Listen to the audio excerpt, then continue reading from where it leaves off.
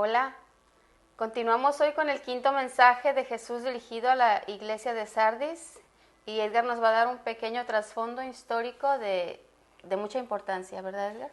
Claro, porque tenemos que poner las bases de lo que se va a estudiar el día de hoy con la iglesia de Sardis. Nos quedamos en la iglesia papal, la iglesia de Tiatira. Vimos el caos que había en la iglesia organizada. Y tenemos que ver la necesidad para una reforma, que es lo que es la iglesia de Sardis hoy en día. Vamos a estar estudiando. Entonces, para ese tiempo, la iglesia papal ya estaba totalmente corrupta. Estamos hablando de la época medieval más o menos, 1100, 1500 más o menos. Ya se había infiltrado en la iglesia la simonía, que era comprar posiciones jerárquicas dentro de la iglesia con dinero. O sea, el que más dinero tenía era el que agarraba la posición. Incluso vemos papas, niños o en una edad de infante tomando estas posiciones porque sus padres tenían el dinero para comprarla. Wow. Tenemos dentro de esa historia, tenemos mucha depravación sexual. Tenemos a Gregorio III introduciendo lo que es una herejía dentro de la iglesia, una depravación total que trae a sus mujeres, a sus amantes, dentro de del lugar donde estaban los papas. Después de ahí el que le sigue, creo que su hijo o su nieto, también empeora las cosas de los más depravados sexuales. Incluso el que le siguió a ese papa fue asesinado mientras cometía adulterio en su cama. Wow. Por el esposo de la mujer.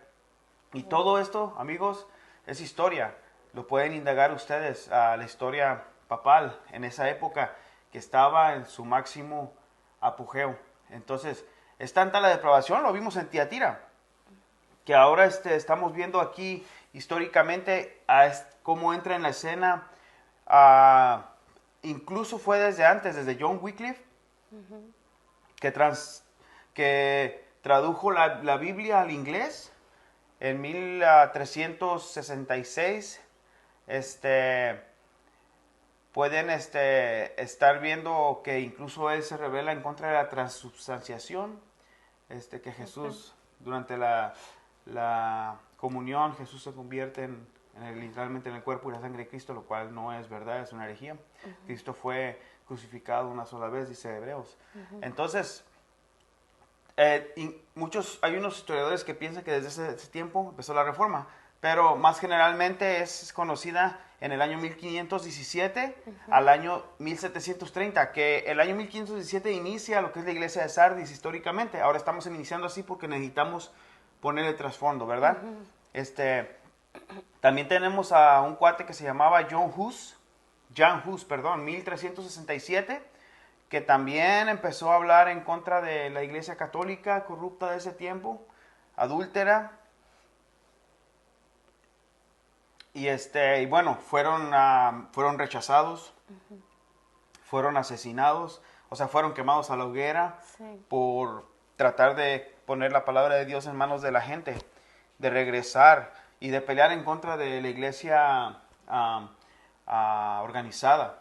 Entonces, no es hasta el año 1525 cuando Martín Lutero, no vamos a entrar en su historia, lo pueden googlear, entra en la escena, como se le conoce, por ejemplo. Por eso se necesitaba la reforma en ese tiempo de la iglesia.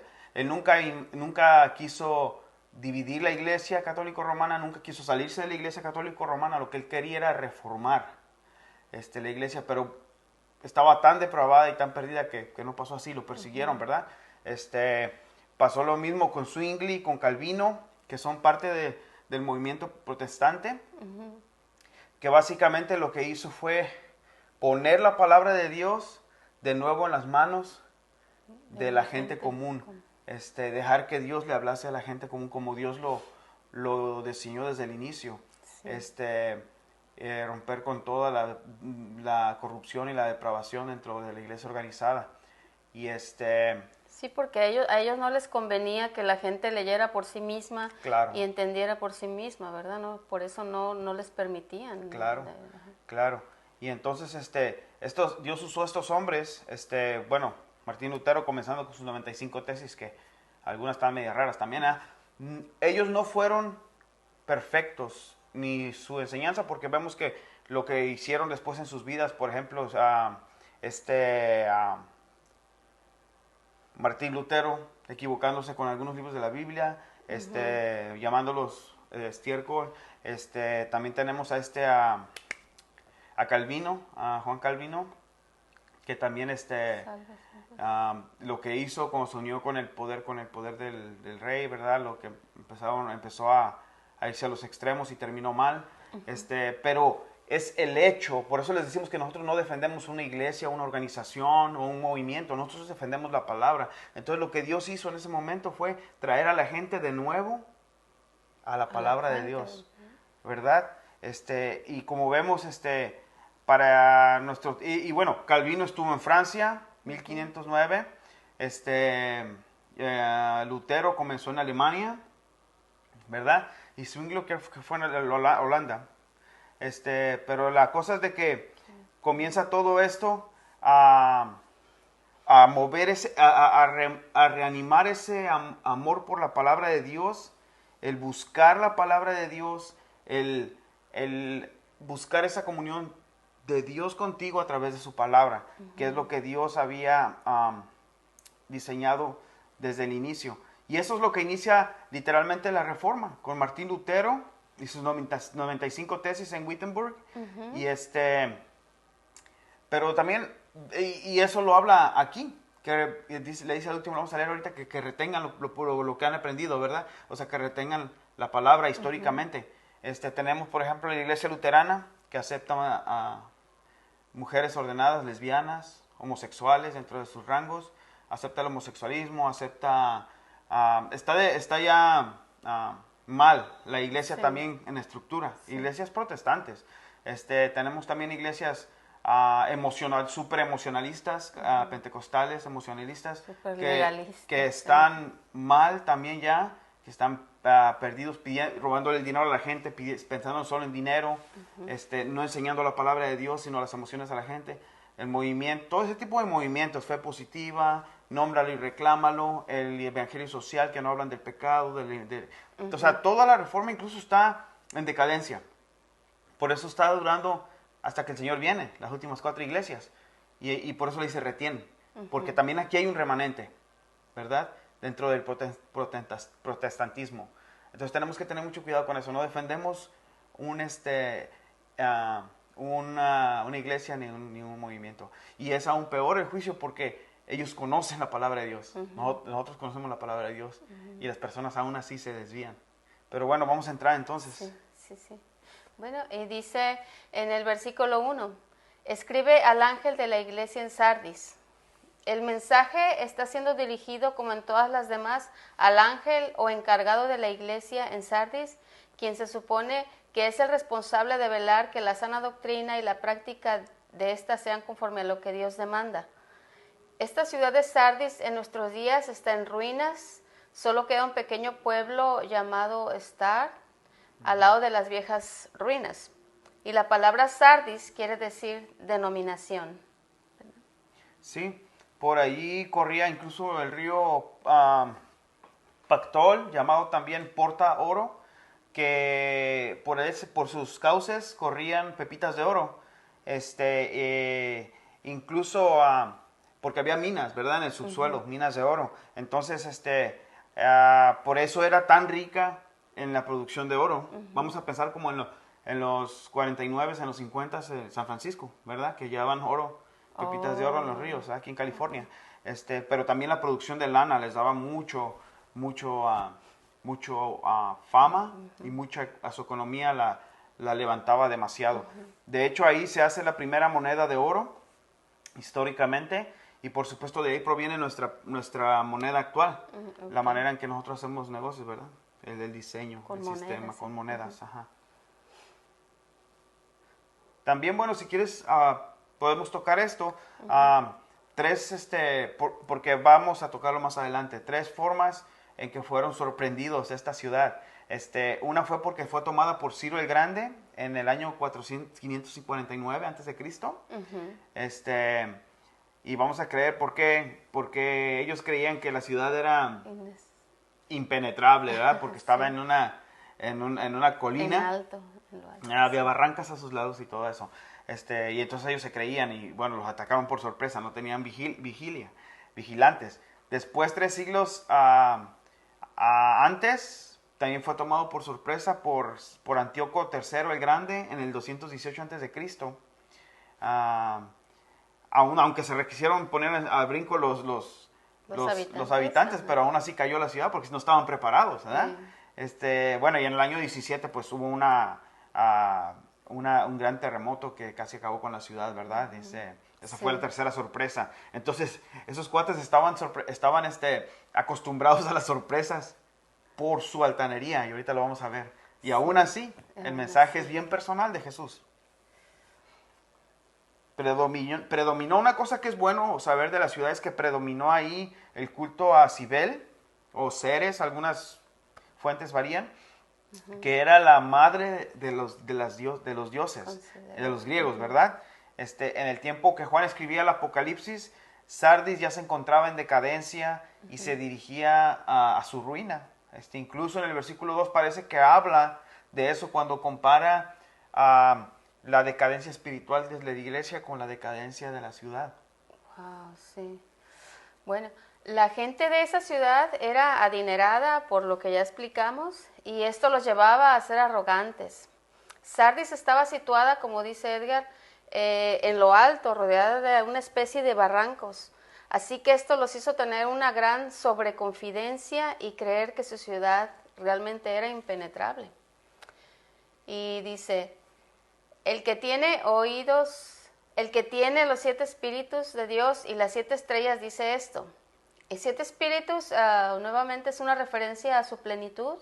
Y las 7 estrellas, Apocalipsis 1:20, nos explica que son los mensajeros encargados de esas iglesias. Y continúa diciendo, yo conozco tus obras, que tienes nombre, que vives y estás muerto. Claro, entonces las 7 estrellas se dirigen a la iglesia, se podría decir, ¿ah? En general, Sí. la totalidad de En la su iglesia. totalidad, Y sí. estamos ya en el capítulo 3, recuerden, ¿sale? Y ese es el versículo 1, el inciso C. Pero noten, wow, este mensaje es el más directo de los que hemos visto hasta ahorita, y reprensivo. Noten que entra directamente a llamarles la atención en el primer versículo. Y esto es debido al estado en que se encontraba la iglesia en ese momento, fría y tibia hacia las cosas de Dios. Estaban en un letargo espiritual, ¿verdad? Wow. Sí. Bueno, Sardis, digámoslo así, se convirtió en una iglesia buena onda y gozaba de esa reputación. Así que como dice Pastor Jack Hibbs, dice, tú podías llegar a esa iglesia como pecador, permanecías como pecador y morías como pecador, porque solo tenían nombre de cristianos, pero solo eran religiosos. Jesús llamó a los religiosos de su tiempo en Mateo 23:27, ay de ustedes, escribas y fariseos hipócritas, porque son como los sepulcros blanqueados, que por fuera se ven hermosos, pero por dentro están llenos de carroña y de total impureza. Y es lo que Jesús refiere aquí. Tú piensas que estás vivo, pero yo que puedo verlo todo y lo sé todo, te digo a ti que estás muerto.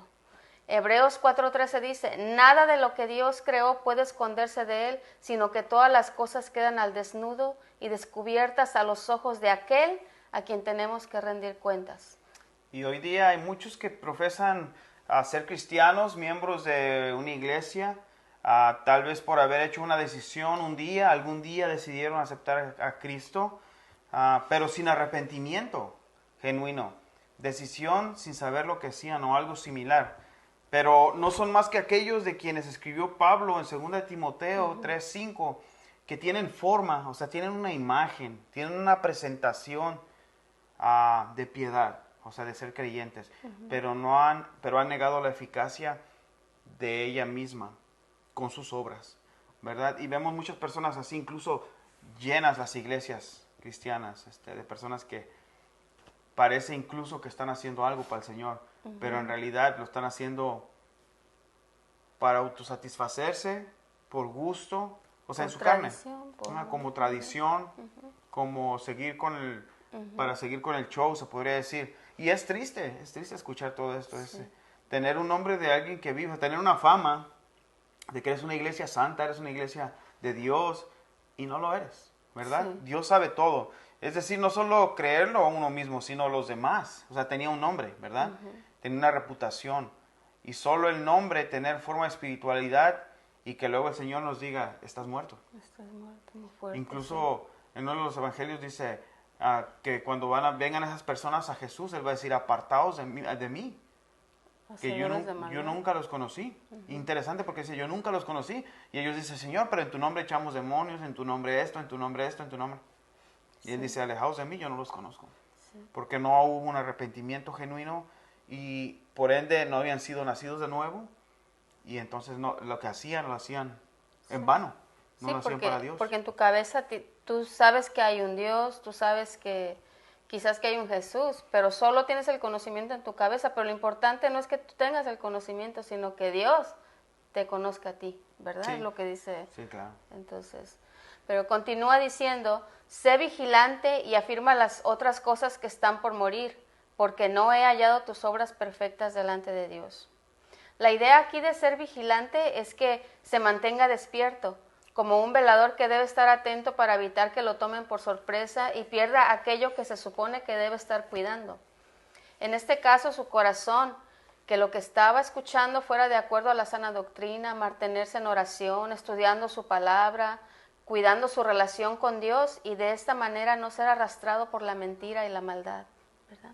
Sí, así como la ciudad había sido tomada por sorpresa en 2 ocasiones, bueno, 3 con el terremoto, ¿verdad? Porque sus defensores estaban descuidados, ¿verdad? Los vigilantes estaban, valga la redundancia, no vigilando, no estaban vigilando, no estaban despiertos. Así también Sardis estaba a merced de Satanás, de que el enemigo lo atacara, por falta de vigilancia espiritual. Entonces, ese es la gran piedra que le mete Jesús a los zapatos a esas personas que están leyendo. Les dice, ¿te acuerdas esas 3 veces que fuiste atacado por tu altanería, por tu falta de vigilancia?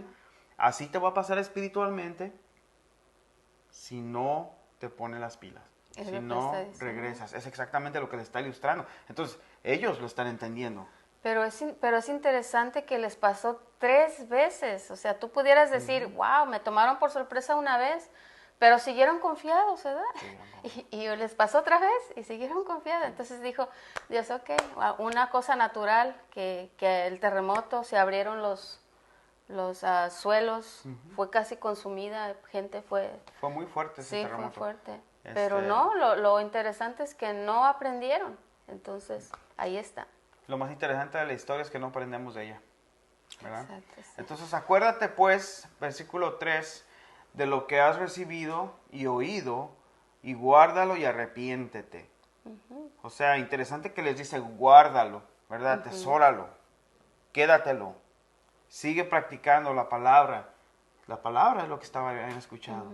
Pero también le dice, arrepiéntete, ¿verdad? O sea, está hablando de un cambio de actitud hacia el pecado, un cambio de actitud hacia el no importarte lo espiritual, ¿verdad?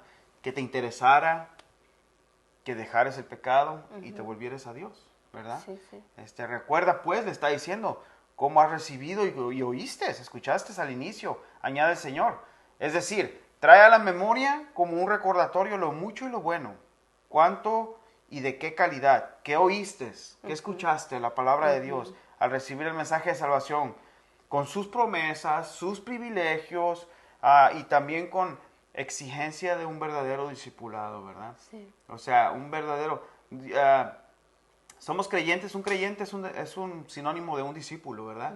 O sea, Jesús no vino a llamar gente seguidores, Él llamó a discípulos.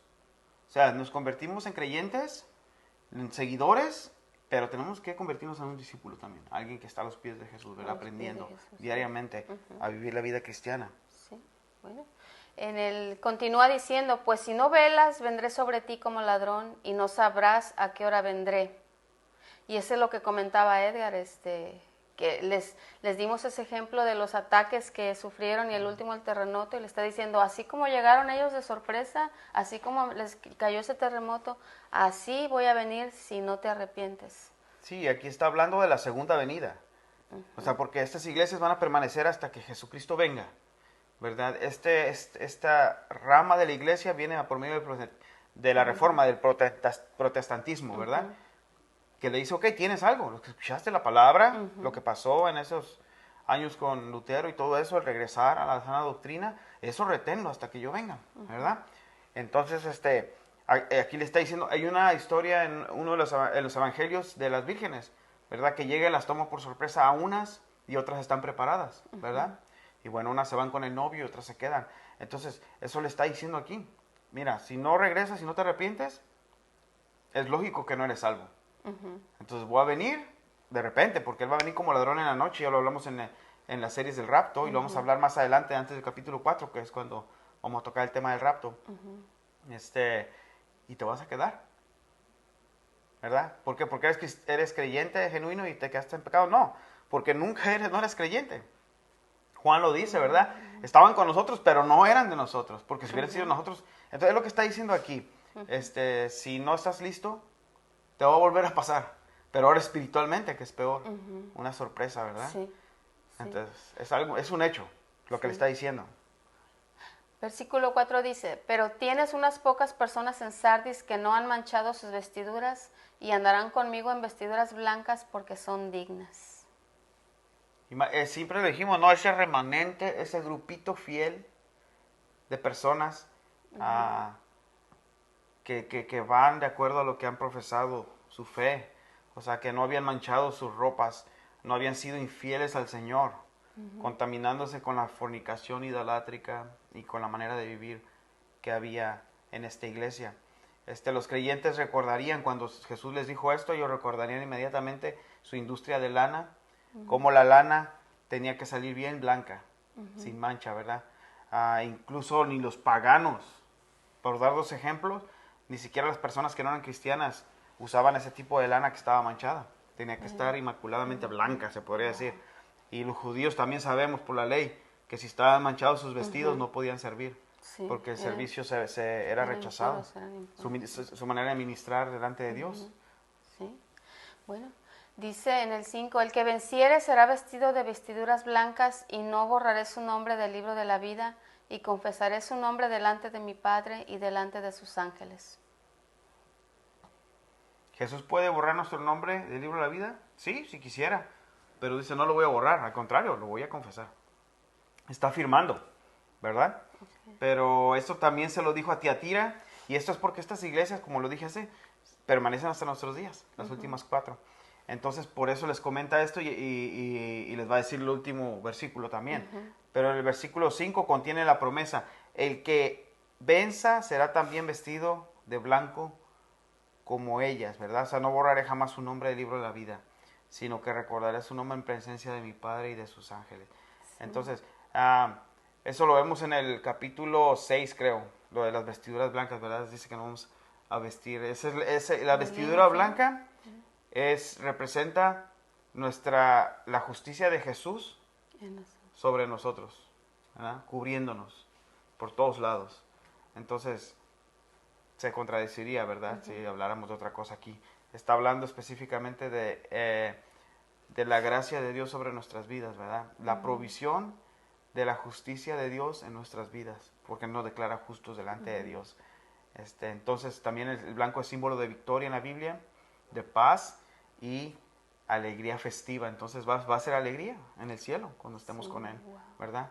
O sea, como diciendo, si tú te mantienes firme, si no, te voy a agarrar de sorpresa, pero si te mantienes firme, vas a estar conmigo en la eternidad. La promesa siempre es vida eterna, gozo, alegría, estar con Él, paz, victoria, todo eso que vamos a recibir cuando le veamos a Él, ¿verdad? Ya sea que venga por nosotros o muramos y le veamos a Él.